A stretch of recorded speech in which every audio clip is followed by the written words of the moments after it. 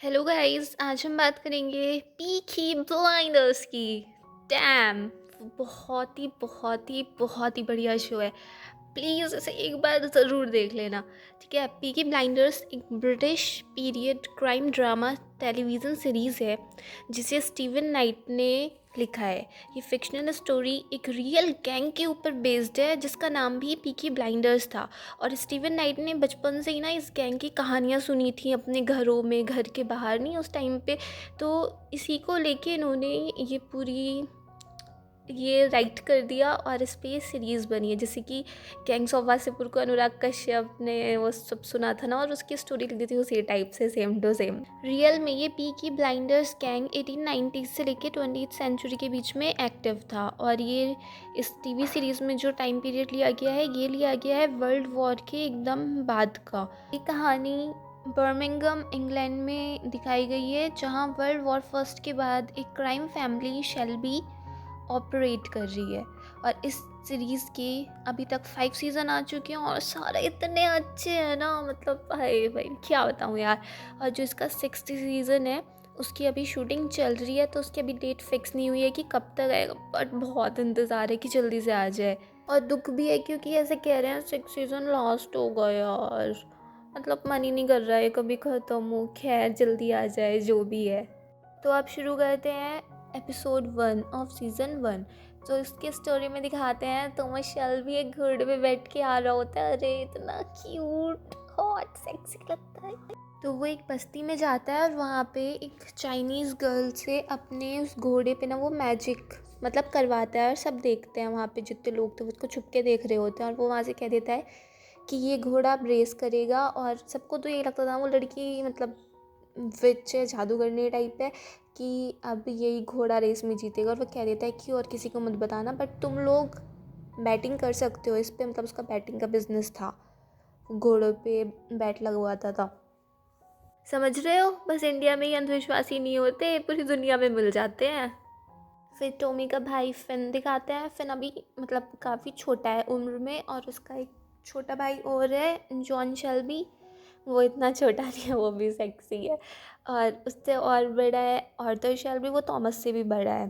Thomas अपने उस room में जाता है जहाँ पे वो ये सब काम किया करते थे, बैटिंग वगैरह का। वहाँ पे आर्थर उससे बहुत गुस्सा होता है। वो कहते हैं कि हम ऐसे रेस फिक्स नहीं करनी चाहिए क्योंकि हम चाइनीज़ गैंग और ये बिली कम्बर के दोनों के खिलाफ नहीं जा सकते। और तो अभी क्या है, थॉमस का जो गैंग है पीकी ब्लाइंडर्स, ये अभी इतना ज़्यादा बड़ा नहीं है। इनका जो कंट्रोल है वो अभी थोड़े कम ही एरिया पे है, और उनसे ज़्यादा कंट्रोल बिली किम्बर का है रेसेस पे।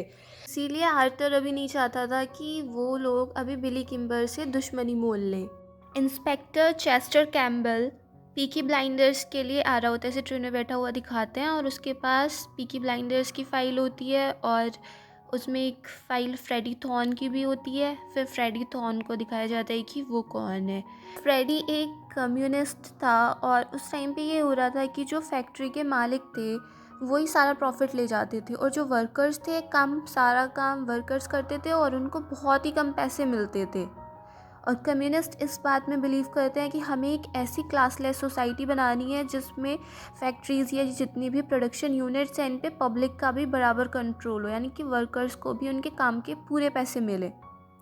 तो इसलिए वो लोगों को स्ट्राइक के लिए वहाँ पे भड़का रहा होता है। फिर दिखाते हैं टॉम एक पब में होता है, और वहाँ पे उसे फ्रेडी भी मिल जाता है। और उनकी बातों से पता चलता है वो दोनों एक दूसरे को पहले से ही जानते हैं। फिर उनका दिखाते हैं वर्ल्ड वॉर फर्स्ट में दोनों एक साथ ही सोल्जर थे। वहाँ पे उनका एक और फ्रेंड डैनी विजबैंग आ जाता है, और वो ना वहाँ पे तोड़ फोड़ करने लगता है। मतलब उसको ना पीटीएसडी थी, तो उसे ये लग रहा था कि मैं अभी भी वॉर में हूँ, वो उस टाइप की हरकतें कर रहा था। फिर वहाँ पे उसे टॉमी और फ्रेडी दोनों उसे शांत कराते हैं।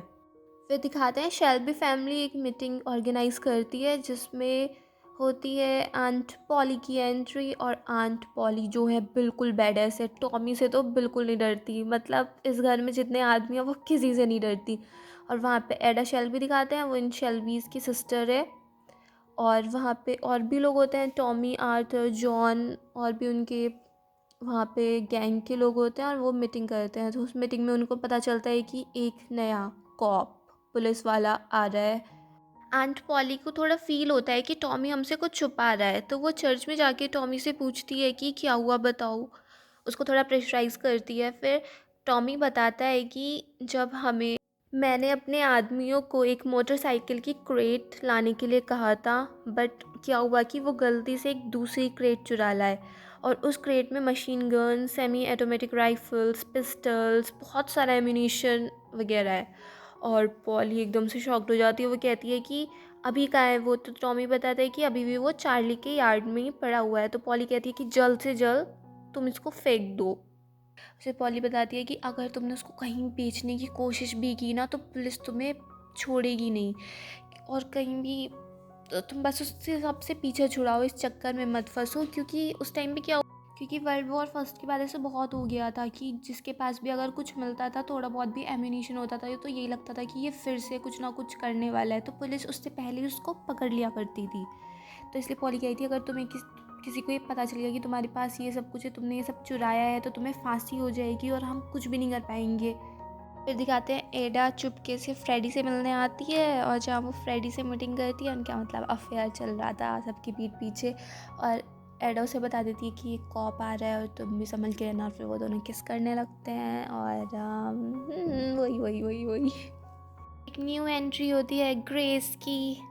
वेल, टॉमी की ग्रेस वो गैरिसन पब में आती है। वो हेनरी से कहती है कि मतलब मुझे जॉब चाहिए, और वो मना कर देता है कि ये जगह तुम्हारे लिए नहीं है, अच्छे घरों की लड़कियां ऐसी जगह काम नहीं करती हैं।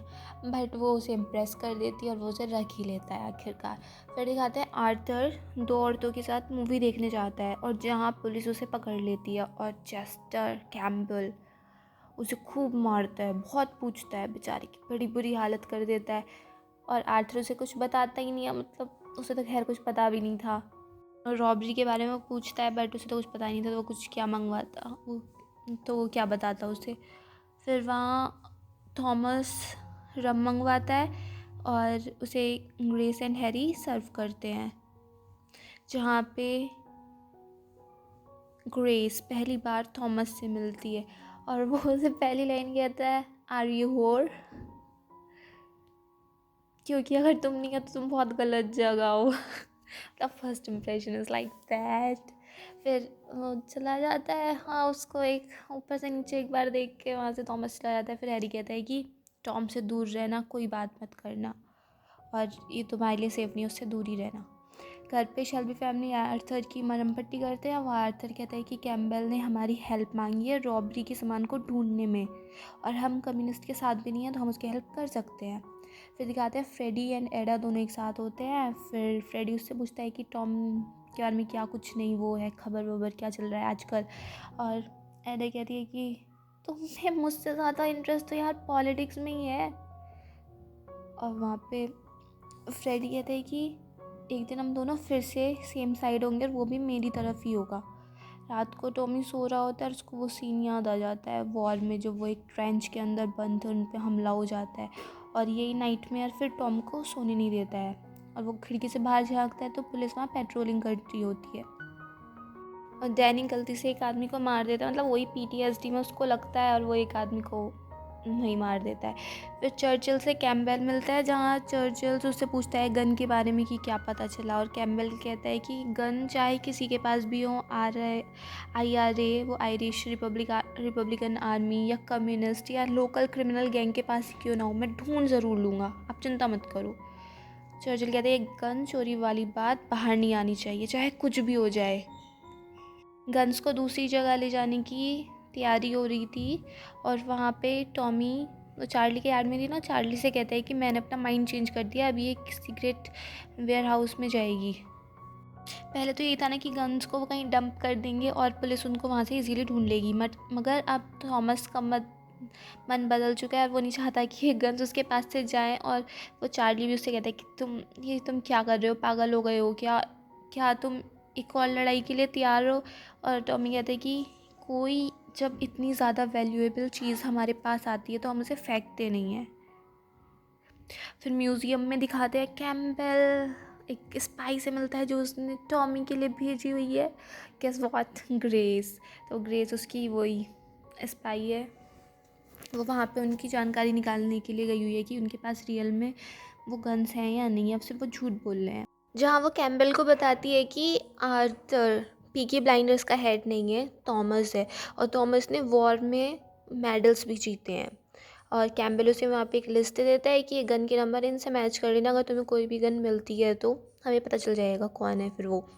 मॉर्निंग में टॉम डैनी को बताता है कि जिसको तुमने मारा था वो इटालियन था, और अब उसके जो ब्रदर्स हैं वो रिवेंज चाहते हैं, और अगर उन्होंने तुम्हें पकड़ लिया तो बहुत ज़्यादा बुरी तरीके से तुम्हारा मर्डर करेंगे, और इटालियंस और हमारे बीच में वॉर नहीं हो, इसलिए मुझे तुम्हें उनकी क्रुएलिटी से बचाने के लिए मैं खुद ही तुम्हें मारूंगा। और डैनी बेचारा वो कहता है कि मेरी लाइफ तो टॉमी वॉर में ही ख़त्म हो गई थी, ये तो मेरी पता नहीं भगवान की दी हुई आगे की ज़िंदगी थी। मेरे वाइफ और बच्चों का ख्याल रखना, और मुझे किसी भी ऐसी कहीं मत दफना देना, मुझे एक पहाड़ी है वहीं पे दफनाना। और वहाँ फिर वो हैंडशेक करते हैं और ऐसे इतना ख़तरनाक से सीन दिखाते हैं, टॉमी उसको शूट कर देता है। डैनी का भेजा उड़ जाता है, वो नाव में गिर जाता है, और टॉमी के चेहरे पे भी खून खून हो जाता है। टॉम घर पे बहुत ज़्यादा टेंस्ड होकर आता है, वहाँ आर्थर उससे गुस्से में कहता है कि वो हमारा घोड़ा जीत गया है। टॉमी कहता है हाँ, और जब हम नेक्स्ट टाइम पाउडर ट्रिक करेंगे तो पूरा गैरिसन बैट लगाएगा, और तब भी हॉर्स हमारा जीतेगा, और थर्ड टाइम जब हम बैट करेंगे तो पूरा बर्मिंगम उस पर बैट करेगा, और तब हमारा हॉर्स हारेगा। दिखाते हैं बोट में चार्ली के साथ एक जिंदा डैनी होता है। वहाँ चार्ली कहता है कि जिससे ये सब कुछ रियल लगे इसलिए हमने तुम्हें नहीं बताया था, और अब तुम लंदन जा रहे हो, वहाँ टॉमी के लिए तुम्हारे पास कुछ काम है। ओह शिट, क्या बोल दिया मैंने। वहाँ पे वो कहते हैं टॉमी के पास तुम्हारे लिए एक जॉब है, और अब तुम भी पीके ब्लाइंडर्स हो। और फिर वहाँ पे घर पे पॉली पूछती है कि क्या तुमने ठीक कर दिया वो सारी गन्स, मतलब डंप कर दी जहाँ पे करना था उनका। टॉमी कहता है हाँ मैंने कर दिया, और उसे दिखाते हैं ग्रेस टॉमी को जाते हुए देखती है, और वहीं पे फर्स्ट एपिसोड फिनिश हो जाता है। सो गाइस, आप बता देना प्लीज़ कि एपिसोड कैसा लगा आपको, और अच्छा लगा तो प्लीज़ लाइक शेयर सब्सक्राइब कर देना मेरे चैनल को इस टाइप की और ज़्यादा वीडियोस देखने के लिए। और थैंक यू, बाय बाय।